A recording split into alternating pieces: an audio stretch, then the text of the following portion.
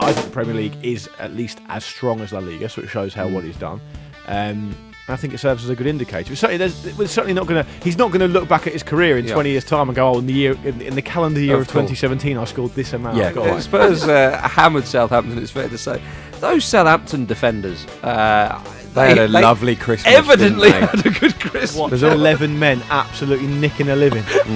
It's outrageous, wasn't it? Still drunker than you are. The point of football was to singularly raise as much money as possible from Liverpool. Southampton are doing bloody well. I tell you, really are. Are doing very, very well. Why is this perception that Southampton getting to a cup final and finishing 8th was some sort of failure? 2 points off the relegation zone. They've won once in their last 11 matches. They're in terrible, terrible form. And Man United next. And do you remember we talked? And remember we talked about a few weeks ago. We were talking about teams who get beat and get beaten badly.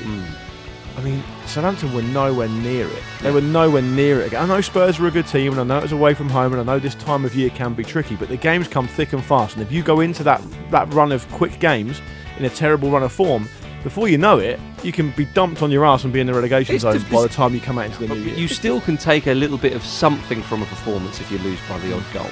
But when you're getting hammered, there's like Swansea are as well. They were beaten by 4 goals at home to Leicester, Southampton. Yeah. And I think the way that approach was messed up the first time. Very publicly rebuffed as well. And he only ever really wanted to go to Liverpool, as we said on this show. I thought it was quite well, not if you're a Man City fan, but it was quite delicious that they announced he'd gone to Liverpool on the day Vincent Kompany went off injured again. If they're playing through at the back, if they could play Matip, Van Dijk and Gomez, I think that's okay. I think that's a much better, much more of an improvement. And if they're playing 4 at the back, they can play Matip and Van Dijk in there. And I think that looks decent.